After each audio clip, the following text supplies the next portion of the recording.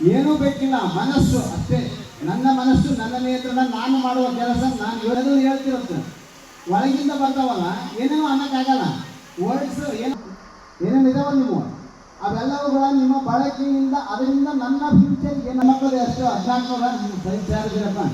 ನನಗೆ ಆರೋಗ್ಯವಂತರು ಮಾತಾಡ್ತಿದ್ದೀನಿ ನಾನು.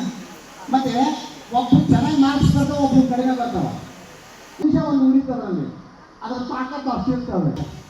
ಹೊರಗಡೆ ಹೋಗಿ ನಿಮ್ಮ ಓಣ್ಯಾಗ ನೀವು ನಿಂತ್ಕೊಂಡಾಗ ಒಂದು ಸಣ್ಣ ಚಂಚಲತೆ, ಒಂದು ಸಣ್ಣ ಡೈವರ್ಟ್ನೆಸ್, ಒಂದು ಸಣ್ಣ ಕೆಟ್ಟ ಫೀಲಿಂಗು ಇಡೀ ಲೈಫ್ ಬಂದ್ ಮಾಡುತ್ತೆ. ಅದೇ ಹೊರಗಿನ ಬೆಂಚ್, ಮುಳ್ಳು, ಕಲ್ಲು ನಮ್ಗೆ ಏನೂ ಮಾಡೋಕ್ಕಾಗಲ್ಲ. ಹೊರಗಿನ ಸಮಸ್ಯೆ ಸಾವಿರ ದೋಸ್ರೆ, ಅವು ನಮ್ಮನ್ನಿದ್ರಿ ಯಾವುದೋ ಸೇವೆಗಾರ ನಂಬರಿಗೆ ಚಾಟ್ ಮಾಡಿದ್ರಿ, ಫೇಸ್ಬುಕ್ಕಲ್ಲಿ ಬರೋ ಯಾವುದಕ್ಕೂ ಕನ್ಫರ್ಮೇಶನ್ ಕೊಟ್ರಿ ರಿಕ್ವೆಸ್ಟಿಗೆ, ಮುಗೀತು. ನಿಮ್ಮ ಎಷ್ಟಾದ್ರೂ ಎದುರಿಸ್ಬೋದು. ಅದಕ್ಕೆ ಮನಸ್ಸು ಕರೆಕ್ಟ್ ಇಟ್ಕೊಳ್ರಿ, ಆಮೇಲೆ ತಾನೇ ಮನೆ ಬರ್ತೈತೆ. ನೋಡೋಣ ಏನಾಗುತ್ತೆ ಆಗಲಿ. ಇಷ್ಟು ಜನ ಕುಂಡ್ರಿ, ನಿಮಗೆ ಏನು ಬೇಕಾದಾಗಲಿ.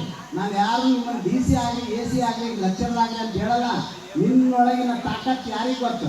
ನಾ ಸುಮ್ಮನೆ ನೀವು ಲೆಕ್ಚರ್ ಏನಾದರೂ ಆಗಲಿ, ಆದರೆ ಒಳಗಡೆಯ ತುಡಿತ ನಿಮ್ದು ಇರುತ್ತಲ್ಲ ಅದ. ನಮ್ಮ ಜನ ಹೆಂಗಿರ್ತಾರ ಅಂತ ಹೇಳ್ತೀನಿ. ಒಂದು ಹುಡುಗ ಪೊಲೀಸ್ ಆದ, ಇವತ್ತು ಇಡೀ ಊರ 25 ಜನ ಪೊಲೀಸರು ಇದ್ದಾರೆ. ನಾನಂತೀನಿ ಅದು ಯಾರೋ ನಿಮಗೆ ಫೋರ್ಸ್ ಮಾಡ್ತಿರ್ತಾರೆ, ನೀನು PSI ಆಗ, ಐಟಿದೆಯೋ ನೀನು PSI ಆಗ.